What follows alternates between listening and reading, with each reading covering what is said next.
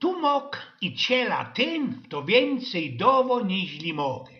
Wiecie, procno mi zawdy pisać o tych czasach zaroski po pierwszej, ale też i po drugiej wojnie, bo sztyc mi jakieś głupie roki przeciepują, co było ci blak inakszy, niźli mi to moje starożki i ojce prawili. Tak też było, kiedy pisał o 27 stycznia 1945 roku, o wyzwolenie Chorzowa, albo kiedy rządził o powstaniach, plebiscycie i tym wszystkim samonos na Śląsku, kiedy nastała Staropolska. I wiecie, większością przeciepują mi to ludzie, które tak po prawdzie we majorentność wleźli dopiero po ranoście do tymu nazór. Ich starzyki można są takie stare jak ja i zda im się tym oszklipcom, co teraz już w tej demokracji wszystkie Filipy pozjadali, wszystko miarkują lepszy można nikiej tezę tego fimlowatego IPN-u. Tam nie będę dalszy wynoklił. No ale dzisiaj chciałem sam pospominać geschichta Karlicha z Kocendra ze czasów zaroski po I wojnie światowej, kiedy to po naciepniętym nam siłom plebiscycie i po ostatnim trzecim powstaniu śląskim na Ślązek wrócił się po 6 wiekach niewoli do polskiej macierzy. No, nie całki śląsk i nie do wszystkich była to macierz. Wiecie, makiawelskie szachry i geszefciorskie szwindlerzenie cudzych macherów dyplomatycznych sprawiali, i że Śląsk potajlowany został na dwie zajty, Śląsk polski i niemiecki. Tak też tysiące Polaków skazano na dalszejszą niewolę i poniewierka pod włodaniem chojrockiego i mstliwego Prusoka. Styrano 4-letnią wojną Polska nie miała ani siły, a można i nie chciała, ani też nie miała wypróbowanych szczerych przyjacieli, co by wzajem pleco w pleco wyringować, fasnąć dziejowo sprawiedliwo. Wolnie musiała te szafnięte bezkurczyństwo ścierpieć. Nastały ci tedy lata sąsiedzkiego współżycia, w które było więcej niż procne. Poprawnie zawrzyto mocka roztomajtych międzynarodowych paktów i stanowieni, wiecie, zabierali to sztyc i wszandy, gwarantujących mniejszościom o obiech zajtach swoboda i opieka. Tych jednakowoż fałeszny Prusok nigdy nie wypełnił. Dlosia żądał zawdy jak najwięcej, sam ale niczego nie dotrzymywał. Wiecie, ta mniejszość niemiecko po polskiej zajcie żyła se jak u pompuczka na zapiecku, a trud z temu była durch jednym cięgiem niezadowolniono i krzywdowano. Na ten czas stan większości polskiej po niemieckiej zajcie był ci zażałowania godny i mocnie szczysny. Skazowałem na to stoliczne dokumenta i szrifty, które obstali od tych czasów i do niedawna jeszcze żyjące świadki, które ci te piekło we dawniejszym Rajchu doświadczyli i obstali. Tak i moje starzyki ze obiech zajdów. Ojce wiecie od mojej mamulki i ojcem od mojego tatulka. W ten czas. A był to ostatek 20. na poczęcie 30. lat uńskiego wieka, Polska i Polaków złoszkliwiali, absztosowali pod ukordnągu i zawiścili wszystkiego. Luftu, ziemi, wody, chleba, mięsa i fetu. Osobliwie, i że żywo bycie było na niemieckiej zajcie ograniczane i blank wycyrklowane. Nie skorzy już za Adolfa głodzono pruskiego obywatela, jako i że już w ten czas Führer z tym się blank nie dekował, nie?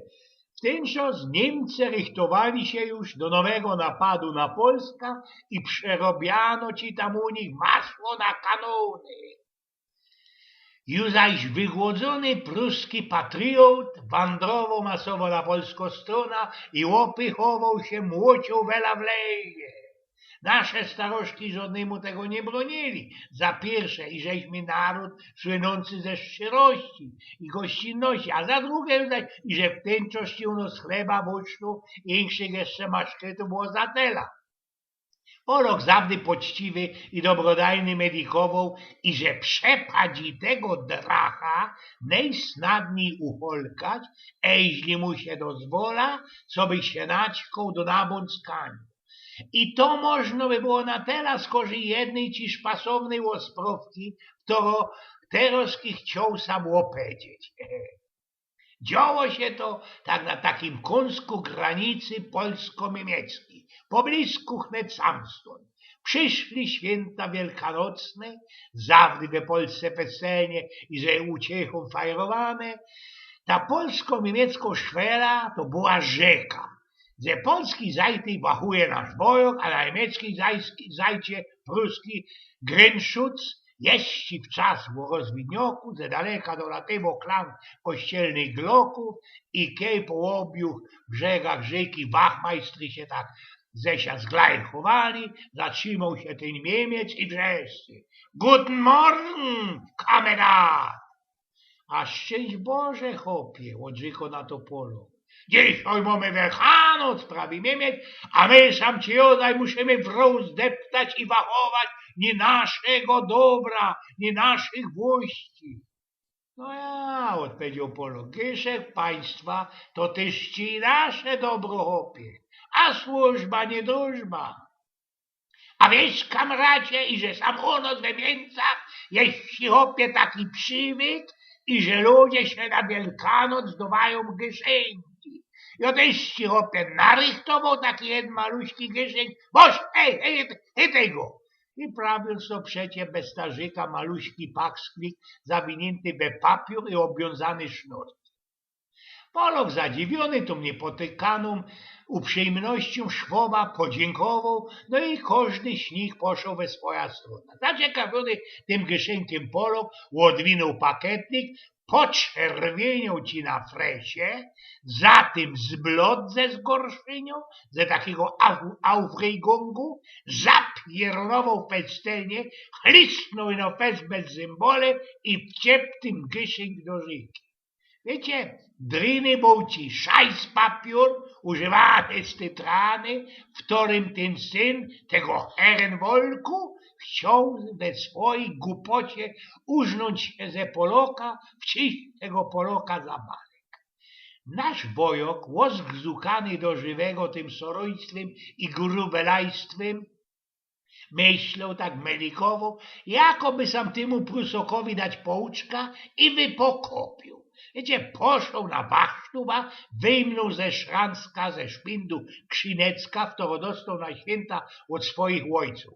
Odkrył pitwokiem kwader wusztu, do ciebie jeszcze pora jajec, srogi krajczek kołoca, kłopeć wanzunek, szpek zajty, łowinął to wszystko we farbisty papier, wraził rań do kartonga, obwiązał ci to fajnistą szlajfą i poszł na ta swoja sztreka i czekał na tego łoskliwego Prusoka. Kiedy ci się już godoczko, ozwał się ku niemu tak. Szczęść Boże, chłopie, witaj, dobrze, kamracie, posłuchaj no. I u nas ojcowie nauczyli moresu i respektu dla cudzych, wiesz? Chciałbych ci się wynadgrodzić. Hej, chłopie, hej. Badając to, ciepnął bez żyka paksklik wyproszczonemu, zadziwionemu Niemcowi i dodał jeszcze na ostatek. No toż, chłopie, co mi kwita, każdy dowód to, co mogę dać i co usia mo. Wspominał Eugen z Pnioków.